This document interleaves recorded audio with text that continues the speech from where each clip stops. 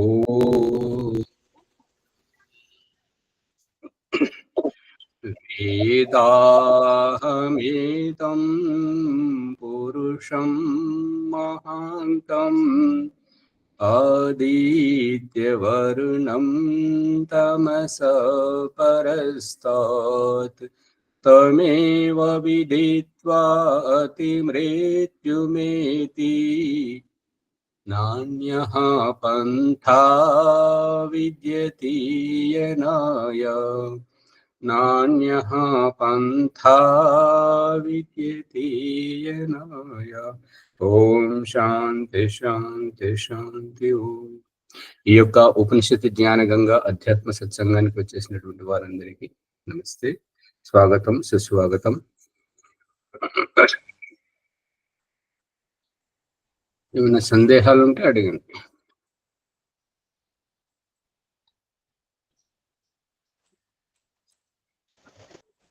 ఓం నమస్తే ఆచార్య. సర్వేభ్యో నమః. సందేహం ఏం లేదు ఆచార్య, కానీ 4 రోజుల క్రితం వీరు అభిప్రాయాన్ని తెలియజేశారు. ఆర్య సమాజం వేపరాల అని పేరుంది ఆచార్య. వీరు మీ సత్సంగం అద్భుతం సార్. సార్, మన ఆర్య సమాజికులంతా కలిసి ఈ పాస్టర్లతో డిబేట్ చేస్తే సత్యం బయటకు వస్తుంది సార్. ఒకసారి ఆలోచించండి సార్ దయచేసి అని కామెంట్ రూపంలో పెట్టారు ఆచార్య. డిబేట్ చేయడం అది పెద్ద సమస్య కాదు. అందరూ అన్ని పనులు చేయలేరు. ఎవరు చేసే పని వారు చేస్తే బాగుంటుంది. మీరు వ్యవస్థ చేయండి, విషయాన్ని చర్చించడానికి అందరూ సుముఖంగా ఉంటారు. అంతేగాని వ్యవస్థ కూడా ఆచార్యులు పండితులే చేయాలి, మీరు కేవలం దూరంగా ఉండి తమాషా చూస్తానంటే అది కాదు. వ్యవస్థ చేయడం గృహస్థుల యొక్క ధర్మం. విద్వాంసులను చేరదీయడం అదంతా చేయడం అది గృహస్థుల యొక్క ధర్మం. మరియు విద్వాంసులు కేవలం విషయంని చర్చించి స్పష్టీకరించడం విద్వాంసుల యొక్క ధర్మం. కాబట్టి ఎవరు చేసే పని వారు చేయాలి. ఇక ఈ విషయము మీకు నచ్చింది కాబట్టి, దీనివల్ల ప్రయోజనం ఉందని ఆశిస్తున్నారు కాబట్టి ఎక్కువగా దీన్ని అన్ని గ్రూపులలో, మీకు అందుబాటులో ఉన్నటువంటి అన్ని గ్రూపులలో షేర్ చేయండి, లైక్ చేయండి, షేర్ చేయండి, సబ్స్క్రైబ్ చేయించండి. దీంతో ఇంకా ఎక్కువ మంది దీంట్లో పాల్గొని వారి సందేహాలు నివృత్తి చేసుకుంటూ విషయాన్ని అవగాహన చేసుకుంటే దీనివల్ల ఇంకా ఎక్కువ ప్రయోజనం ఉంటుంది. ఆ యొక్క తర్కము, డిబేట్ పెట్టుకొని తర్కం చేయడము అనేటువంటిది అక్కడ విన్న వారికి మాత్రమే ప్రయోజనం ఉంటుంది. కానీ ఈ రకంగా రోజు ప్రతిదినం వింటుంటే మరి ఎక్కువ ప్రయోజనం ఉంటుంది అని చెప్పేసి నా యొక్క వ్యక్తిగత అభిప్రాయం. తదనుగుణంగా సాధన కూడా చెయ్యాలి. వారి ప్రశ్నకు నేను నా అభిప్రాయం చెప్తా.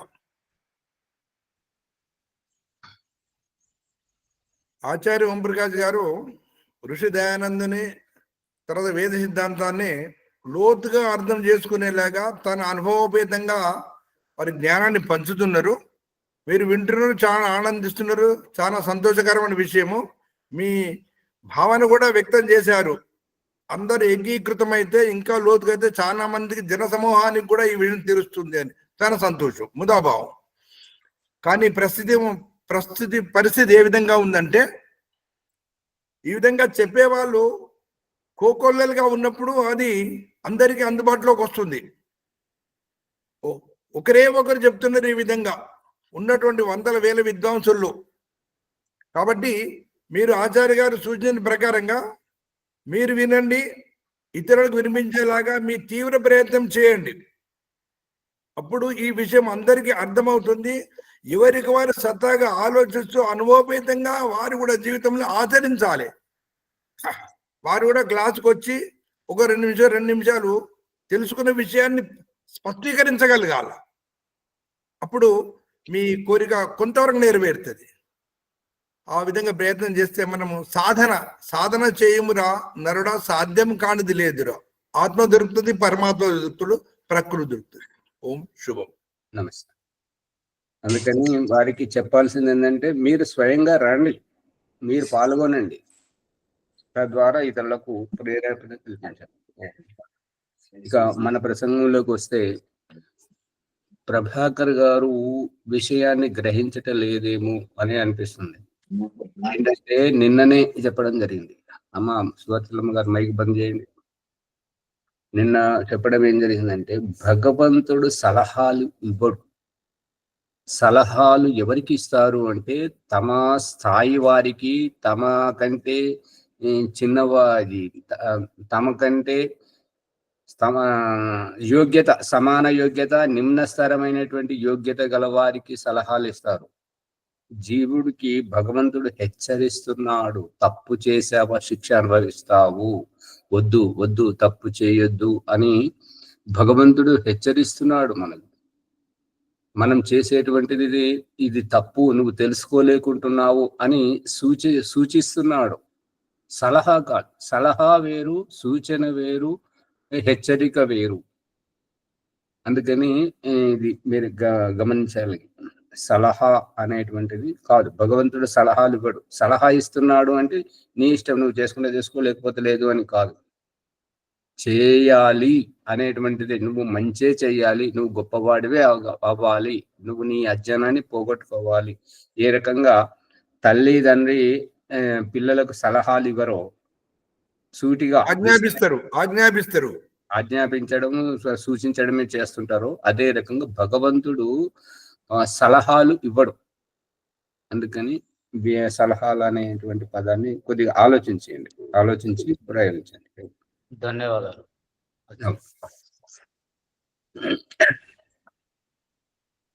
ఇక మన ప్రసంగంలో బృహదారణ్యక ఉపనిషత్తు 4వ అధ్యాయము 3వ బ్రాహ్మణంలో 21వ సంపుటం చివరి దశలో ఉన్నాము. తద్వా అస్య ఏతద్ ఆప్తకామ. ఆప్తము అనంటే కావలసినటువంటి వారు, మనల్ని ఇష్టపడేటువంటి వారు, మనకు అవసరమైనటువంటి వారిని ఆప్తులు అంటారు. ఆప్తకామం అకామం. ఆప్తకామం అకామం. కామం అంటే కోరిక, కామము. మరి అకామం అంటే కోరిక లేకుండా. రూపం శోకాంతరం. ఈ యొక్క రూపం ఏదైతే ఉందో, రూపం అంటే ఆకృతి, అది శోకాంతరం. శోకస్య అంతరం శోకాంతరం అంటే దుఃఖం నుంచి తరింపజేసేటువంటి. ఏంటిది దుఃఖం నుంచి తరింపజేసేటువంటిది అంటే, ఆప్తకామనేమో అది సిద్ధించిన తరిగిపోతున్నా దాంతో దుఃఖం వస్తుంటది. అదే అకామం అనేటువంటిది, అకామ రూపం ఏదైతే ఉందో దుఃఖం నుంచి తరింపజేస్తుంటది అనేటువంటిది అభిప్రాయం చెప్తున్నాడు. ఇప్పుడు 22వ సంపుటంలో చూడండి. అత్ర పితా అపితా భవతి, మాత అమాత, లోక అలోక, దేవ అదేవ, వేద అవేదా. ఇక్కడ ఏంటంటే ప్రకరణం, సందర్భం, ఉచితం, వ్యవస్థారంగా ఇక్కడ చెప్పబడుతున్నటువంటిది ఏంటంటే, పితా అపితా భవతి, మాత అమాతా భవతి, లోక అలోకా భవతి, దేవ అదేవ, వేద అవేదాహ. ఏదైనా కూడా ముందు సానుకూలం, తర్వాత ప్రతికూలం. అంటే బాధ్యతారహితంగా మనల్ని పురమాయించి వారి దారి వారు చూసుకునేటువంటి వారు, వారిని వదిలిపెట్టి మనము దూరం అవ్వాల్సినటువంటి పరిస్థితిలో అత్ర పితా అపిత. పితా అపిత అంటే మనల్ని కని పెంచి ప్రయోజకుల్ని చేసి మన కాళ్ళ మీద మనల్ని నిలబెట్టి తన దారి తాను చూసుకుంటున్నప్పుడు అపిత. ఎప్పుడైతే మనల్ని జన్మించి మనల్ని ప్రాణప్రదంగా చూసుకొని మనం ప్రయోజకులం అవడం గురించి తన జీవితానంతా ధారపోస్తున్నప్పుడు అప్పుడు పిత బాధ్యతాయుతంగా. ఇది తన దారి తాను చూసుకుంటున్నప్పుడు అపిత. అంటే బాధ్యతను గుర్తించలేనప్పుడు ఆచార్య గుర్తించలేనప్పుడు కాదు, గుర్తించడం అయిపోయింది. అది వాళ్ళది అత్యంత నిమ్నస్తరమైనటువంటిది, ఏంటంటే గుర్తించలేనటువంటి స్థితి. అపిత ఎప్పుడవుతాడు? అదేంటే తన దారి తాను చూసుకుంటున్నప్పుడు. ఇప్పుడు బాధ్యతలను అయిపోయిన తర్వాత తను స్వతహాగా ప్రయోజకులను చేసి తన జీవితాంతం సంపాదించిన సంపత్తినంతా పిల్లలలో వారికి అప్పగించేసి విశ్రాంతి తీసుకొని చివరి దశలో తాను ఇహలోకం నుంచి వెళ్ళిపోవడం అపిత, తన దారి తాను చూసుకోవడం. అదే బాధ్యత నిర్వహించింది కదా ఆచార్య. మరి అవును, మరి పిత అన్నప్పుడు భగవంతుని తోటి పోల్చుకుంటే భగవంతుడు ఏం చేస్తున్నాడు అని అంటే, మనం ఇహలోకంలో ఉన్నా పరలోకంలో ఉన్నా ఇక్కడ ఉన్నా అక్కడ ఉన్నా ఏ జన్మలలో ఉన్నా కూడా భగవంతుడి స్థాయిలోనే ఉన్నాడు. తల్లి తండ్రి గురువు అంతా అతనై ఉన్నాడు. అతను రాడు పోడు చావడు, మనల్ని ఒక క్షణమాత్రానికైనా కూడా కనుమరుగు చేయడు. అది ఎప్పటికీ మనకు అందుబాటులో ఉండి మనల్ని హెచ్చరిస్తూ ఉన్నాడు ఎప్పటికప్పుడు. ఈ రకంగా అంటే దైహిక రూపం వేరు, ఆధ్యాత్మిక రూపం వేరు. భగవంతుడు ఆధ్యాత్మికంగా అంతరాత్మలో ఉండి ఆ రకంగా ఎప్పటికీ ఉంటాడు. ఈ భౌతికమైనటువంటి దేహము అనేటువంటిది అపిత కావాల్సిందే, అమాత కావాల్సిందే. అపిత అవుతూ అయ్యే కంటే ముందే పిత తనను పిత చేసి తను అపిత అవుతున్నాడు. అంటే పెళ్లి చేసి కొడుకు పుట్టిన తర్వాత ఇతను తండ్రి అయ్యాడు కదా, అది రహస్యం. తాను తండ్రి కావాలి అంటే తన తండ్రి తన దారి తాను చూసుకోవాల్సిందే. పరమేశ్వర తత్వంలోకి ఇక వచ్చేటటువంటి ఆధ్యాత్మికంలోకి సన్యాసం అపితగా చెప్పుకోవచ్చు. ఇప్పుడు తల్లి అతల్లిగా కావాల్సిందే అంటే ఆ స్త్రీత్వం తన తల్లిగా రూపొంది ఎప్పుడైతే వివాహం చేసుకుని సంతానానికి అంటుందో, తాను తల్లి అయిన తర్వాత ఆమె తల్లిని వదిలిపెట్టాల్సిందే. ఈ పెళ్లి చేసుకోవడమే ఈ వివాహము సాకుతోటి పుట్టింటి వారిని వదిలేసి మెట్టినింటి వారికి వచ్చి అక్కడ తల్లి అవుతుంది.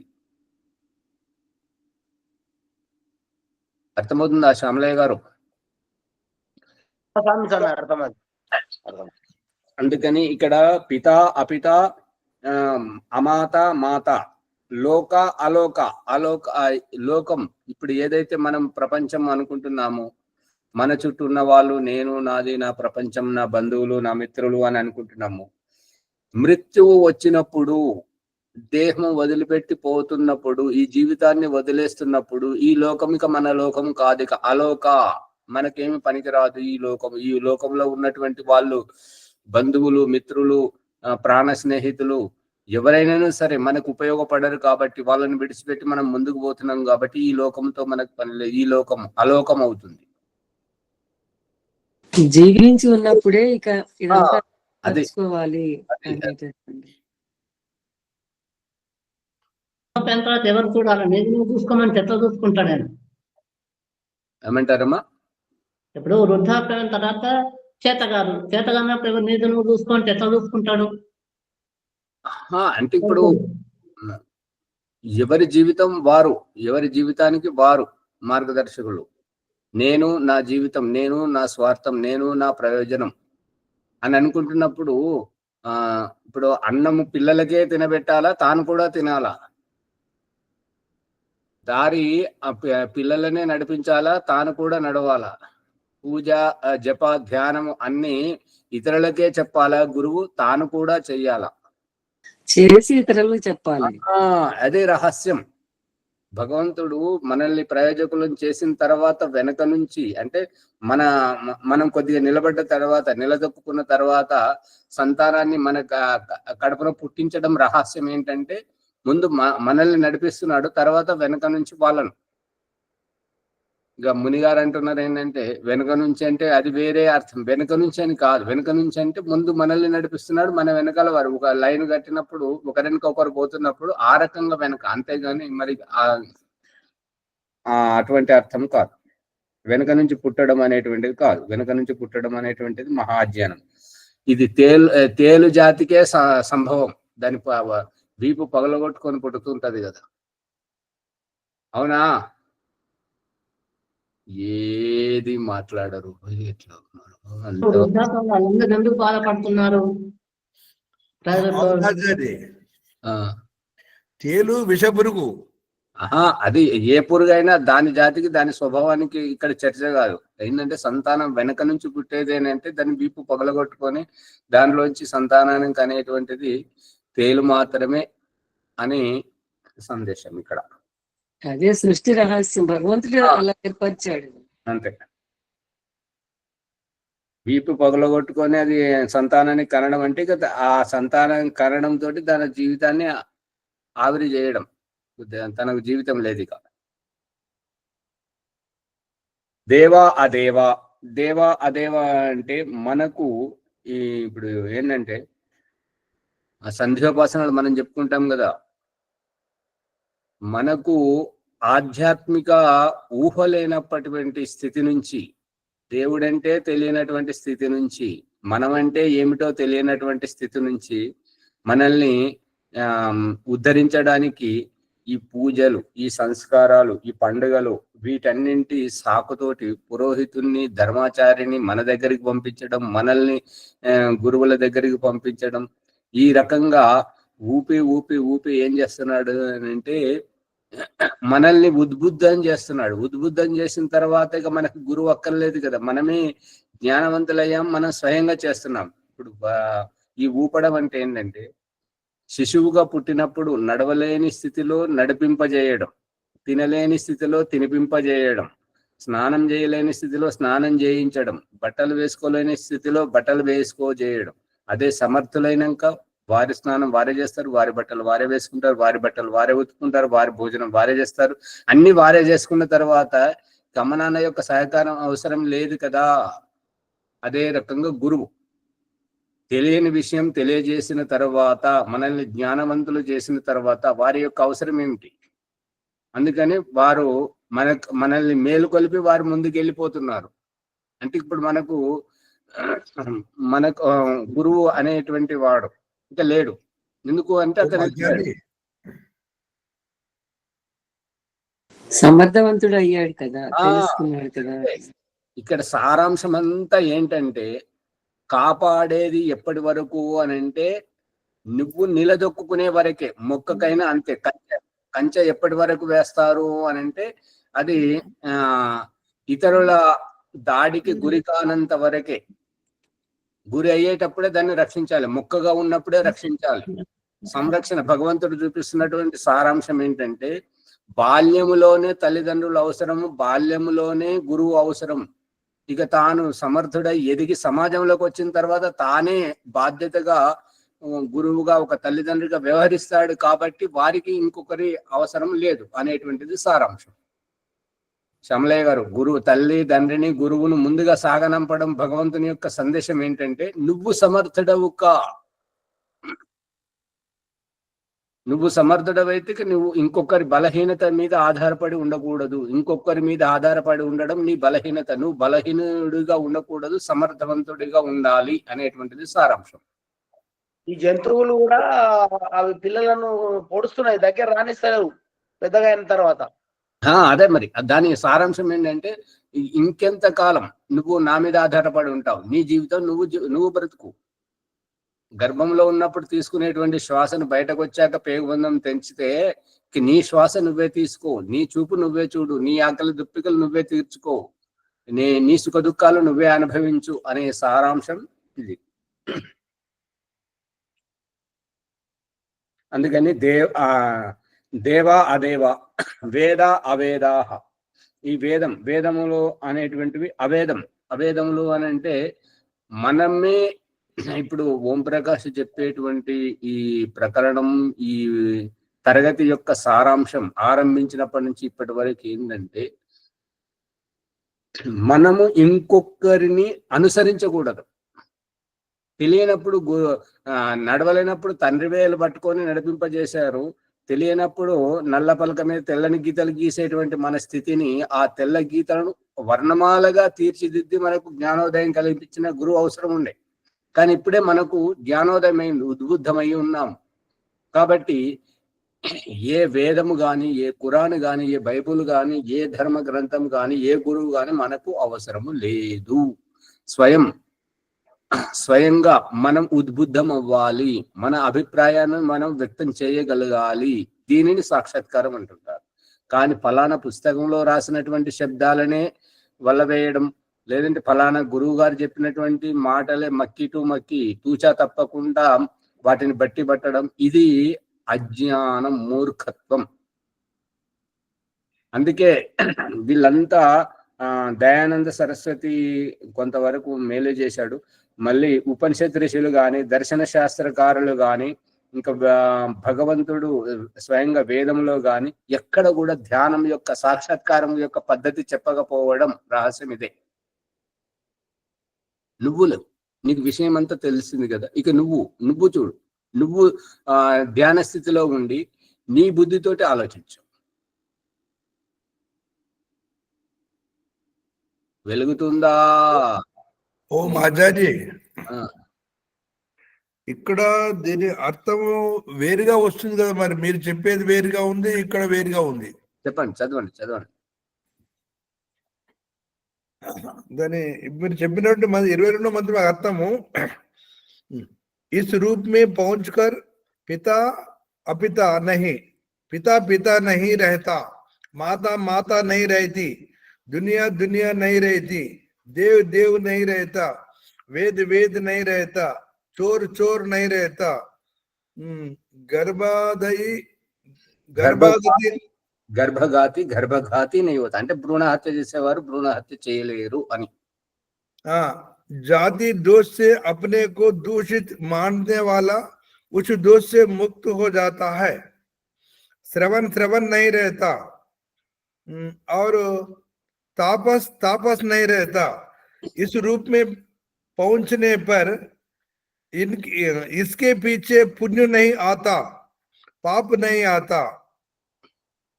उस समय आत्मा हृदय समुद्र के सब शोकों को तरकर पार पहुंच चुका होता है. ఇక్కడ భిన్నత ఏం కనపడింది చెప్పండి. ఇప్పుడు తెలియని స్థితి నుంచి తెలిసిన స్థితికి ఎదిగిన తర్వాత, ఇప్పుడు ఏమి అవగాహన లేనటువంటి స్థితి నుంచి పూర్తి పరిపక్వ నైపుణ్యం పొందిన తర్వాత ఇంకొకరి మీద ఎందుకు ఆధారపడి ఉంటారు?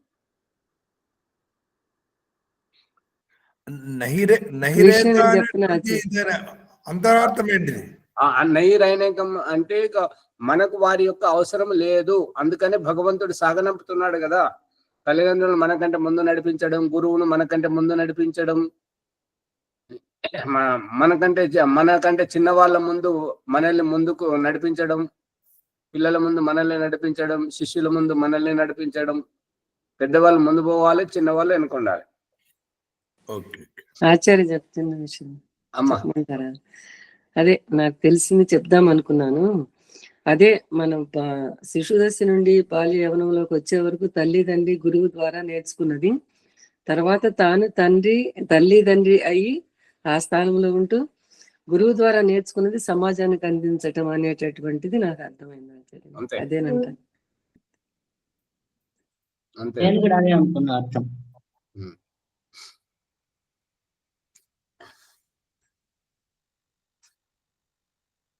అత్ర స్థేనో అస్థేనో భవతి. ఇక ఎప్పుడైతే విషయ రహస్యం తెలిసిన తర్వాత దొంగతనం చేయలేడు, వ్యభిచారం చేయలేడు, వ్యసనపరుడు వ్యసనానికి బానిస అవలేడు, అందులోంచి బయటకు రావాల్సిందే. ఇప్పుడు బయటకు వచ్చే వాళ్ళంతా రోగాలకు భయపడి వస్తున్నారు. ఆ రోగాల నుంచి నువ్వు బ్రతకాలి అని అంటే డాక్టర్ల యొక్క హెచ్చరికతోటి వస్తున్నారు. కానీ ఇక్కడ ఉపనిషత్తు ఋషి చెప్తున్నటువంటి దాంతో మాత్రం రావట్లేదు. ఉపనిషత్తు ఋషి ఏమని చెప్తున్నానంటే, నువ్వు ఉద్బుద్ధం అయితే, నీకు అవగాహన అయితే నువ్వు స్వయంగా వదిలేస్తావు కదా. ఇప్పుడు భగవంతుడు నేర్పిస్తున్నది ఏంటంటే, ఇప్పుడు పిల్లలకు ఏదైతే కావాలంటారో ఆ నిప్పు కానీ, ఆ చీమలు కానీ, ఆ యొక్క నిప్పు అది కరెంట్ ప్లగ్లు వేలు పెట్టడం కానీ వారికి ఒక తమాషాలాగా అనిపిస్తే అది పదే పదే చేయబోతారు. తల్లిదండ్రి వద్దంటుంటారు. ఎప్పుడైతే నిప్పు కాలుతుంటుందో, ఎప్పుడైతే ఆ చీమలు కరుస్తూ ఉంటాయో, గండు చీమలు, ఎప్పుడైతే కరెంట్ షాక్ పడుతుంటుంటుందో ఇక అక్కడికి వెళ్ళాలంటేనే భయపడతాడు. ఇది భగవంతుడు నేర్పిస్తున్నటువంటి అనుభవభేదంగా నేర్పిస్తున్నది. అంతే అంతే. అందుకే భగవంతుని పరమ గురువు అని చెప్పడం జరిగింది. పరమ గురువు, ఈ గురువులందరికంటే పరమ గురువు, అందరికీ ఆ యొక్క భగవంతుడే పరమ గురువుగా ఉండి అని నేర్పిస్తున్నాడని. ఆచార్యులు ఒక పాట వస్తుంది, ఒక పద్యం వస్తుంది, చెప్పాలన్నా సార్? చెప్పండి.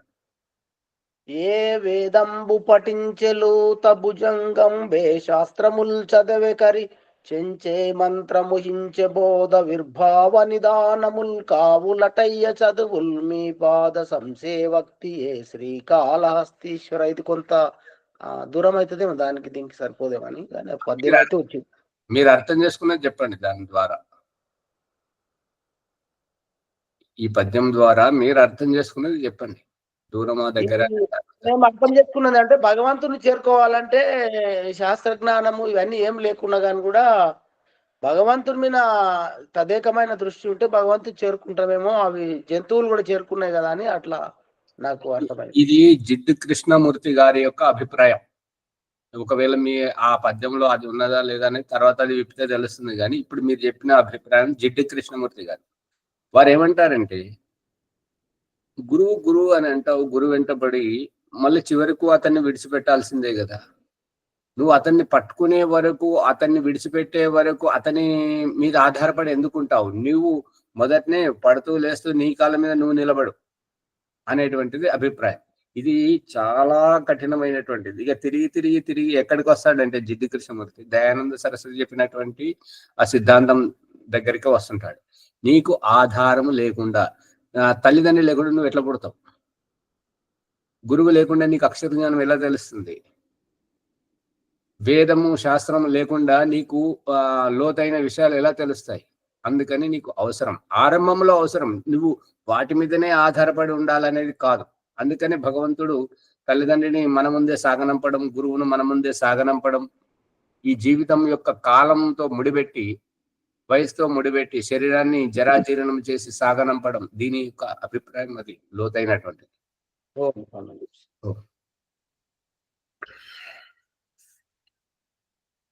మానవులకి ఆధారం కావాల్సిందే అనే ఆధారం పక్షాదుల కంటే. ఇప్పుడు పశువులు ఉన్నాయి. వాటికి నగ్నమేంటో అనగ్నమేంటో, అంటే వివస్త్రత ఏంటో వస్త్రాలతో ఉన్నదేంటో వాటికి తెలియదు. అదే విచక్షణ జ్ఞానం ఉండదు కదా. అలాగే మనం కూడా ఎట్లా పుట్టామో అట్లేగా ఉంటామంటే అది సమయ స్ఫూర్తితోటి అవగాహన రాహిత్యంగా ఉండడం వల్ల. దయానంద సరస్వతికి కలకత్తా వెళ్ళినప్పుడు వాళ్ళు చెప్పారు ఏంటంటే, స్వామీజీ మీరు చెప్పే విషయాలు చాలా అద్భుతం, కానీ సమాజంలో మరి మీరు తప్పుగా భావించద్దు, మేము అజ్ఞానులం, మీరు వస్త్రాలు కొంచెం ధరిస్తే ఇంకా ఎక్కువ జనం వస్తారు, ఎక్కువగా వింటారు అని చెప్తే అప్పటి నుంచి దయానంద సరస్వతి వస్త్రాలు ధరించేవాడు. అప్పటి వరకు కేవలం కౌపీనం మీద ఉండేవాడు. అందుకని సమయోచితంగా సమయస్ఫూర్తిగా మనం స్పందించడం, తదనుగుణంగా ఉండడం చాలా ఎంతో. మహాచారి, కౌపీనం అంటే లంగోట వేరే వస్త్రమా? వేరే వస్త్రం అంటే కేవలం వెనుకకు ముందుకు ఆ యొక్క అంగాలను కప్పేటువంటిది. ఇక లంగోట అయితేనేమో నడుము చుట్టూ చుట్టుకునేటువంటిది. అది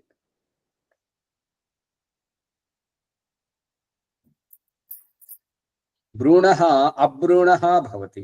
ఇక ఎప్పుడైతే ఇది స్త్రీ, ఇక ఈ రహస్యం మీద కొద్దిగా ఎక్కువ విప్పాల్సిన సందర్భం. భ్రూణ అభ్రూణ అంటే భ్రూణ హత్య చేసేవారు. భ్రూణ హత్య చేసేవారు అంటే, భ్రూణ హత్య అంటే స్త్రీ, అమ్మాయి పుడుతుంది, అమ్మాయి వద్దు, నువ్వు అబ్బాయిని కనమంటే అమ్మాయిని ఎందుకు కన్నావు? అని ఆమెను ఉత్పీడన చేయడం, కొట్టి చంపడం, ఇంట్లోంచి వెలివేయడం, విడాకులు ఇవ్వడం, ఇదంతా అతను చేస్తున్నటువంటి ఇది అజ్ఞానం. ఇప్పుడు అమ్మాయి ఎందుకు పుడుతుంది, అబ్బాయి ఎందుకు పుడతాడు, మరి అమ్మాయి పుడితేనే ఎందుకు చంపాలి అనేటువంటి రహస్యంలోకి మనం తొంగి చూసినట్టయితే, అమ్మాయి పుట్టడానికి కారణం ఆ గర్భాధాన ప్రక్రియలో ఎవరు పురుషుడు ఎవరైతే అలసిపోతారో, అలసిపోయినటువంటి వారి ధాతువు బలహీన పడుతుంటది. ఎవరైతే అలవకుండా ఆ ప్రక్రియలో కొనసాగుతుంటారో వారిది బలిష్టంగా ఉంటుంటది. కాబట్టి అబ్బాయి అలసిపోయి అమ్మాయి అలవకుండా ఉంటే వారి ధాతువు బలిష్టంగా ఉండి అమ్మాయి పుడుతుంటుంటది. అదే అమ్మాయి అలసిపోయి అబ్బాయి అలవకుండా ఉన్నట్టయితే అబ్బాయి యొక్క ధాతువు శుక్రం బలిష్టంగా ఉండి అబ్బాయి పుడతాడు. అది అక్కడ జరిగే ప్రక్రియ. అది అంతరహస్యం తెలియదు. అక్కడనేమో చిత్త అయిపోతుంటారు. ఇక్కడికి వచ్చే పరిణామం వచ్చేసరికి నువ్వు అమ్మాయిని ఎందుకన్నా, నువ్వు నాకు వద్దు, మా వంశం మాకు అబ్బాయి కావాలి, మా వారసుడు కావాలని చెప్పి ఇక్కడ గొడవ చేస్తే ఏమవుతుంటది, పరిణామం దగ్గర గొడవ చేస్తే ఏమవుతుంటది, నువ్వు పని చేసే దగ్గర అక్కడ చేయాలి. ఓ మాజాది, ఇక్కడ మీరు చెప్తున్న సరికాదమో అనిపిస్తుంది నాకు. గర్భాధానంలో పురుషుని శరీరంలో వచ్చినటువంటి జీవకణము, అనురూపంలో ఉన్న జీవకణము స్త్రీ గర్భంలో ప్రవేశించిన తర్వాత తన యొక్క పూర్వజన్మ కర్మానుసారంగా స్త్రీ పురుషుడు అవుతాడు. కానీ ఈ అలసిపోకపోవడంతో ఎట్లా అవుతాడు? మనుస్మృతి ప్రమాణం దయానంద సరస్వతి గర్భాధాన సంస్కారంలో రాశాడు. ఆ శ్లోకం సంఖ్య కూడా చెప్తాను, చూడండి. ఇవ్వండి.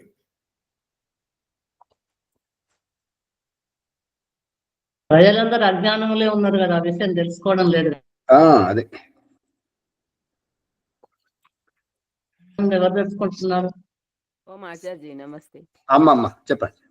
సంస్కార విధిలా ఇట్లా సంఖ్య సరి సంఖ్యల గురించి కదా ఆచార్జీ? అవునవును, చెప్పండి అమ్మా. బేసి సంఖ్యకేమో పురుషుడు, తక్కువ సంఖ్యకేమో స్త్రీ అని ఇచ్చింది కదా అమ్మగారు. ఇప్పుడు ఓం ప్రకాష్ చెప్పింది ఏంటిది? ఎవరైతే అలసిపోయి అది బలహీన పడతారో, ఎవరైతే అలవకుండా బలిష్టంగా ఉంటారో, అర్థమవుతుంది కదా. ఇప్పుడు చెప్తుంటాను. ఈ శ్లోకం దీనిలో దయానంద సరస్వతి రాసింది. సమయం ఏమో పరిగెడుతుంది.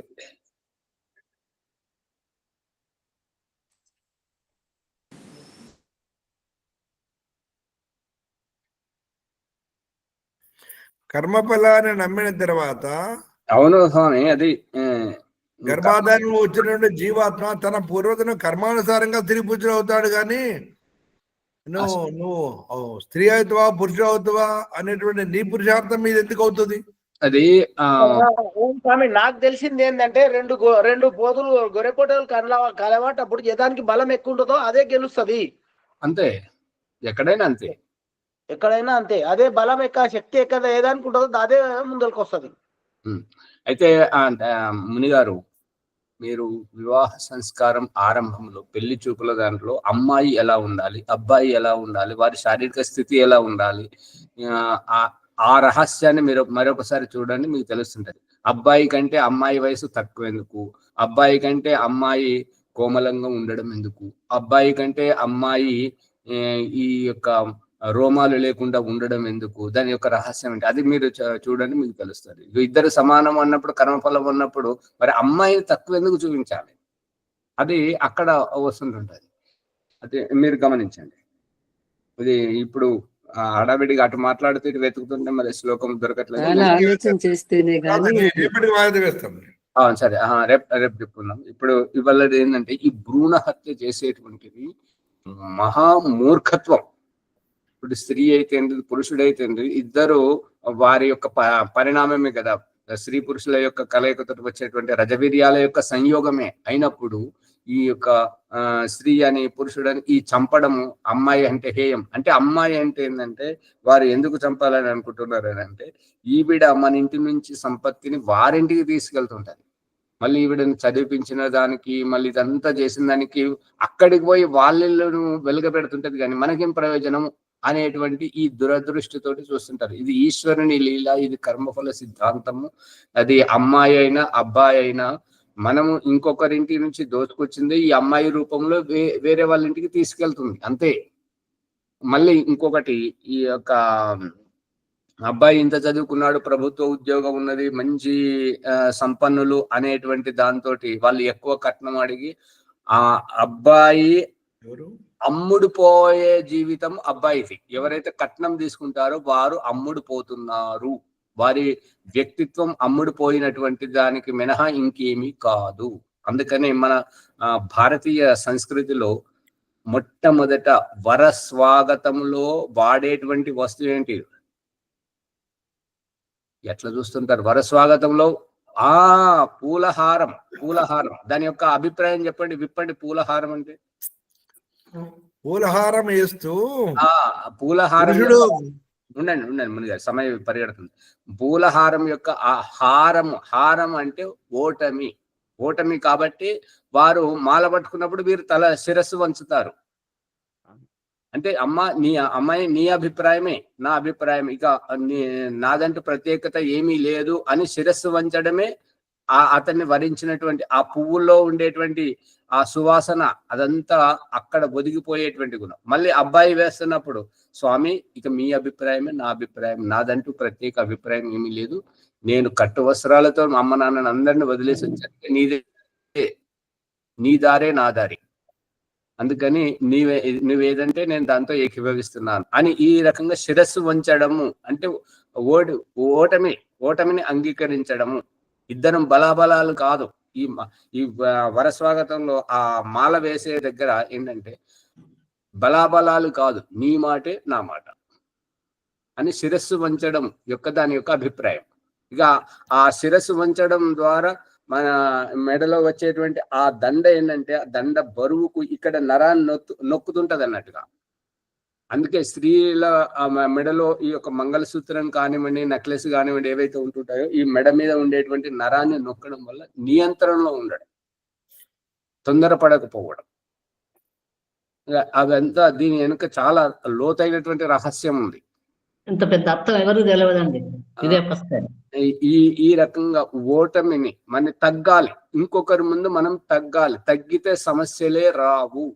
లేదు నా మాటే నెగ్గాలని మొండిగా వాదించినప్పుడు అక్కడ గొడవలు అవుతుంటాయి. అర్థమవుతుందా? అర్థమవుతుంది.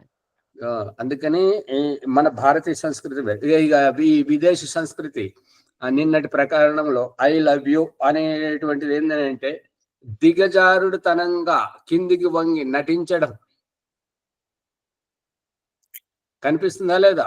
అతి వినయం ధూర్త లక్షణం. అందుకని మన భారతీయ సంస్కృతిలో ఎవరిని తగ్గించేది లేదు, ఎవరిని గొప్పగా పొగిడేది లేదు, ఇద్దరు సమానమే. ఏ రకంగానైతే అమ్మాయి పూలహారం వేస్తున్నప్పుడు అబ్బాయి ఏ రకంగా శిరస్సు వంచుతాడో, అబ్బాయి పూలహారం పట్టుకున్నప్పుడు అమ్మాయి కూడా అదే రకంగా శిరస్సు వంచుతుంది. ఇద్దరు సమానంగా ఉన్నారా లేదా? ఈ పాశ్చాత్య సంస్కృతిలో వీళ్ళు ప్రపోజ్ చేసేటప్పుడు పాశ్చాత్య సంస్కృతిలో ఐ లవ్ యూ అని చెప్పేసి ఒక కాలు నిలబెట్టి ఇంకో కాలు భూమి కానిచ్చి ఇదిగో పువ్వు అని ఇవ్వడం, అదంతా ఒకరిని తగ్గించి ఎందుకు చూపించాలి?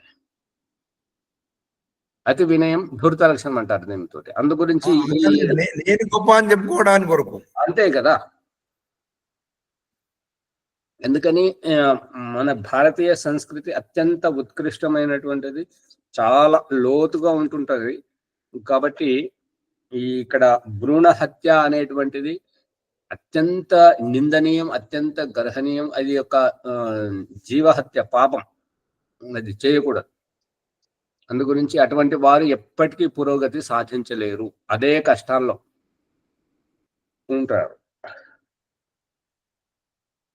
ఈ భ్రూణ హత్య ఎట్లా చేస్తుంటారని అంటే, మనం బయట కత్తి పెట్టి ఒక ప్రాణిని చంపి మాంసాన్ని ఎట్లయితే చీల్చుకొని ముక్కలు చేసుకుంటామో, ఈ గర్భంలోకి ఆ యొక్క కత్తి పెట్టి అక్కడ ముక్కలు ముక్కలు చేసి ఆ సిరంజితో దాన్ని బయటకు లాగేస్తుంటుంటారు. అక్కడ తెగుతున్నటువంటి పిండం మనకు చేతి తెగితేనే, కూరగాయలు కోస్తున్నప్పుడు, పండ్లు కోసుకున్నప్పుడు చెయ్యి తెగితేనే మనకు ఎంతో బాధ అనిపిస్తుంటది. అటువంటిది ఆ లేత పిండం అటువంటి ముక్కలు ముక్కలు చేస్తుంటే వారికి మరి అది కనిపెట్టిన వాడు ఎట్లయితే చేస్తున్నారో వాళ్ళంతా మహామూర్ఖులై ఉన్నాడు. అందుకని ఆ రకంగా చేయకూడదు. అజ్ఞానం అదంతా తెలియక. మహా అజ్ఞానం. చాండాలో అచాండాల. ఇక చండాలమైనటువంటి బుద్ధి ఉన్నటువంటి వారు ఇక ఆ బుద్ధిని వదిలేస్తుంటారు అనేది. ప్రసంగం ఇంకా ముందుకు సాగుతుంది, సమయం అయిపోయింది కాబట్టి దీన్ని ఇక్కడనే ఆపేస్తున్నాం. నమస్తే ఆచార్య, నేను వెళ్తున్నానండి. ఆచార్య ఓం బృహద్ గారు ధన్యవాదములు. బృహదారణ్యకోపనిషత్తు 4వ అధ్యాయము 3వ బ్రాహ్మణములో 23వ సంపుటము నడుస్తున్నది. దాని లోపల పరమాత్ముడు మనకు ఏమి చెప్తున్నాడంటే, తండ్రి తండ్రి కాదు, దేవుడు దేవుడు కాదు, వేదం వేదం కాదు అని అనేక 4-5 లోకం కాదు అన్నట్టు చాలా విషయాలను ప్రస్తావించారు. అంటే ఎప్పుడు కాదు, ఎప్పుడు అవుతుంది ఆ రహస్యాన్ని తెలుసుకోవడానికి కొరకు అజ్ఞానంలో ఉన్నంత వరకు అన్నింటినీ తెలుసుకోవాలి అనే తపన ఉంటుంది. కొంచెం జ్ఞానం వచ్చిన తర్వాత ఎవరికి వారు వేరైపోతారు. తల్లిదండ్రులు కూడా కొంత వయసు వచ్చిన తర్వాత పిల్లలు వేరు చేసేస్తారు. తన దారి తనదే, నీ దారి నీదే అనేటువంటి భావన వ్యక్తం అవుతుంది. అంటే ఆత్మ ఉద్దీపనం కావాలి అనేటువంటి ఇందులో రహస్యం. ఎప్పుడైతే ఆత్మ ఉద్దీపనం అవుతుందో అన్నింటినీ వదులుకొని ఈశ్వరుని పట్టుకుంటాడు. ఆ రహస్యాన్ని తెలుసుకోవాలి. ఈ విధంగా మనము ఈ ఆధ్యాత్మిక విషయం లోపల జ్ఞానగంగలో ఆచార్య గారి ప్రవచనంలో మనం వింటున్నాము. రోజు కొంచెం అడుగులు ముందుకు చేస్తున్నాము. వారికి ధన్యవాదాలు తెలియజేస్తూ ఈ ఎపిసోడ్ను లైక్ చేయండి, షేర్ చేయండి, సబ్స్క్రైబ్ చేయండి. పక్కన ఉన్న గంట సింబల్ను గట్టిగా నొక్కండి. 1-2 సార్లు వినాలని ప్రార్థన. ఈరోజు వైదిక సంధ్యోపాసన పుష్పమ్మ గారు. మునిగారు ఇది గర్భధాన ఒక్క నిమిషం. ఇది ఋతుదాన కాలం అనేటువంటిది సంస్కార విధిలో ఉంది. పుమాన్ పుంసో అధికే శుక్రే స్త్రీ భవతి అధికే స్త్రీయాః. అంటే రజస్సు ఎక్కువైతే అమ్మాయి పుడుతుంటది, శుక్రం ఎక్కువైతే వీర్యం ఎక్కువైతే అబ్బాయి పుడతాడు అని చెప్పేసి మనుస్మృతి 3వ అధ్యాయము 5వ శ్లోకము ఇక్కడ ఉపనిషత్ గర్భాలంబనం దానికంటే ముందు ఉన్నటువంటిది 5వ దానికి అర్థం చూడండి. దాంట్లో నమస్తే పుష్పమ్మ గారు. ఈరోజు వైదిక సంధ్య శ్యామలయ్య గారిది కొత్తవారిది ప్రారంభం అవుతుంది. 2వ బ్యాచ్ మొదలు కదండి.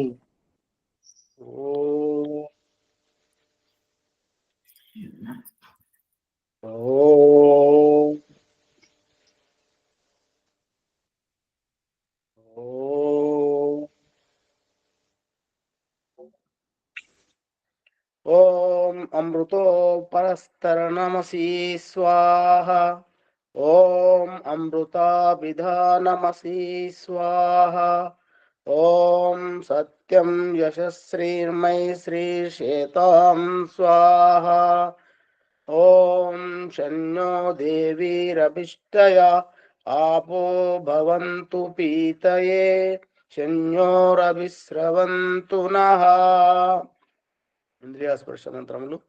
ఓం వాక్ వాక్, ఓం ప్రాణః ప్రాణః, ఓం చక్షుః చక్షుః, ఓం స్తోత్రం స్తోత్రం, ఓం నాభిః, ఓం హృదయం, ఓం కంఠః, ఓం శిరః, ఓం బాహుభ్యాం యశోబలం, ఓం కరతల కరపృష్ఠే. ఈశ్వర మార్చిన మంత్రములు. ఓం భువ పునాతు శిరసి, ఓం భువ పునాతు నేత్రయో, ఓం స్వః పునాతు కంఠే, ఓం మహ పునాతు హృదయే, ఓం జనః పునాతు నాభ్యాం, ఓం తపః పునాతు పాదయోః, ఓం సత్యం పునాతు పునఃశిరసి, ఓం కం బ్రహ్మ పునాతు సర్వత్రా. ప్రాణాయామ మంత్రములు. ఓం భువ, ఓం ఓం భువః, ఓం స్వః, ఓం మహః, ఓం జనః, ఓం తపః, ఓం సత్యం, అగమర్షణ మంత్రం. ఓం మృతంచ సత్యంచ అబ్దితపోదాద్యాజతాయత తతో రాత్రాజ్యాయత తతః సముద్రో అర్ణవః. ఓం సముద్రాదర్ణవదది సంవత్సరో అజాయత అహోరాత్రాన్ని విదదాద్దిశ్వాస్య మిషతో వసి. ఓం సూర్యాచంద్రమసౌ ధాత యథా పూర్వమకల్పయత్ దివంచ పృథివీంచ అంతరిక్షమతో స్వః. ఓం శన్యో దేవీరభిష్టయ ఆపో భవంతు పీతయే శన్యోరభిస్రవంతు నః. మనసా పరిక్రమ మంత్రములు. ఓం ప్రాచీదిదగ్నిరధిపతిరసితో రక్షితాదిత్య ఇషవః. తేభ్యో నమో అధిపతిభ్యో నమో రక్షితుభ్యో నమ ఇషిభ్యో నమ ఏభ్యో అస్తు. యోస్మాన్ వేష్టియం వయం దిస్మస్తంభోజంబే దద్మ. ఓం దక్షిణాదింద్రుపతిభిస్తిరచితరాచిత్య రచిత పితర ఇషవః. తేభ్యో నమో అధిపతిభ్యో నమ రక్షితుభ్యో నమ ఇషిభ్యో నమ ఏభ్యో అస్తు. యోస్మాన్ వేష్టియం వయం భీష్మస్తంభోజంబే దద్మః. ఓం ప్రతీచిద్దిక్వరుణోధిపతి పృథాకో రక్షితాన్నమిషవః. తేభ్యో నమో అధిపతిభ్యో నమో రక్షితృభ్యో నమ ఇషిభ్యో నమ ఏభ్యో అస్తు. యోస్మాన్ వేష్టియం వయం భీష్మస్తంభోజంబే దద్మః. ఓం ఉదీచిద్దిక్ సోమాధిపతి స్వజో రక్షితాశని ఋషవః. తేభ్యో నమో అధిపతిభ్యో నమో రక్షితుభ్యో నమ ఇషిభ్యో నమ ఏభ్యో అస్తు. యోస్మాన్ వేష్టియం వయం దిస్మస్తంభోజంబే దద్మః. ఓం ధ్రువాది విష్ణురధిపతి కల్మాషగ్రీవో రక్షితా వీరుద ఇషవః. తేభ్యో నమో అధిపతిభ్యో నమో రక్షితుభ్యో నమ ఇషిభ్యో నమ ఏభ్యో అస్తు. యోస్మాన్ వేష్టియం వయం ద్విస్మస్తంభోజంబే దద్మః. ఓం ధ్రువాది బృహస్పతిరధిపతి శ్రిత్రో రక్షితా వర్షమిషవః.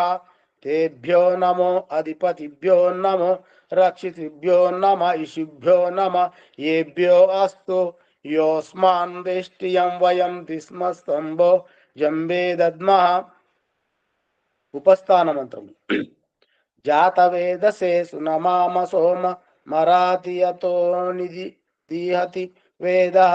సనా పర్షది దుర్గాని విశ్వానవేవ సింధు దురితాత్యాగ్నిః. చిత్రం దేవానాముదగాగనీకం చతుర్మిత్రస్య వర్ణస్యాగ్నేః. ఆప్రాధ్యాయ పృథివీ అంతరిక్షం సూర్య ఆత్మా జగతస్తు చ స్వః. ఓం ఉద్యుక్తం జాతవేదసం దేవం అహంతి కేతవః. దృశే విశ్వాయ సూర్యం ఉద్వయం తమసస్పర్శః. పశ్యంత ఉత్తరం దేవం దేవత్ర సూర్య మగన్మ జ్యోతిరుత్తమం. ఓం తక్షురేవహితం పురస్తాత్ చక్రముచ్చరత్. పశ్యేమ శరదాశతం జీవేమ శరదాశతగం. శృణమామ శరదాశతం ప్రబ్రవామ శరదాశతం. ఆదీనాశ్యామ శరదాశతం భూయచ్చ శరదాశతాత్. ఓం శన్నో దేవీరభిష్టయ ఆపో భవంతు పీతయే శన్యోరభిస్రవంతు నః. గురు గాయత్రి మంత్రం. ఓం భూర్భువస్వః తస్సవితుర్వరేణ్యం భర్గో దేవస్య ధీమహి ధియో యో నః ప్రచోదయాత్. హే రక్షక సచ్చిదానంద స్వరూప నిత్య శుద్ధ బుద్ధ ముక్త స్వభావ అజ నిరంజన నిరాకార సర్వవ్యాపక సర్వాంతర్యామి జగదుత్పాదక దేవ, నీ దివ్యము వరేణ్యంనైన సచ్చిదానంద స్వరూపమును మేము సర్వదా మా హృదయంన ధ్యానింతుము. మాకు సద్బుద్ధినిచ్చి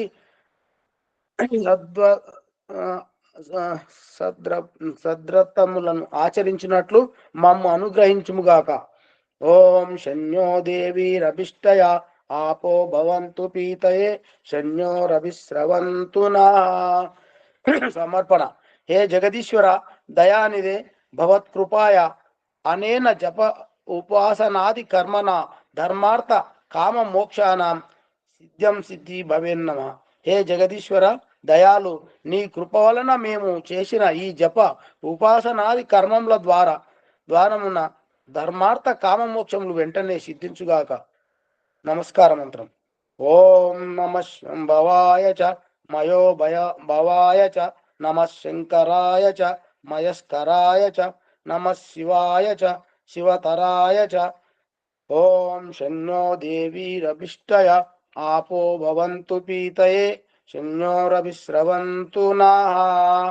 ఓం శాంతి శాంతి శాంతి. అత శాంతి పాఠం.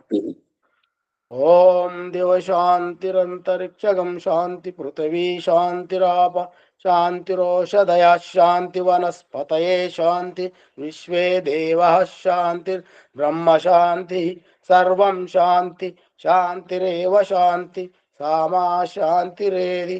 ఓం శాంతి శాంతి శాంతి. సర్వేభ్యో నమో నమః. అందరికీ నమస్కారం.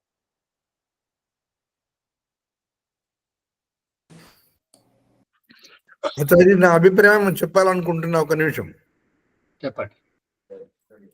కరపత్రం లోపల యజ్ఞ బ్రహ్మ మీ పేరు రాయండి ఒకటి.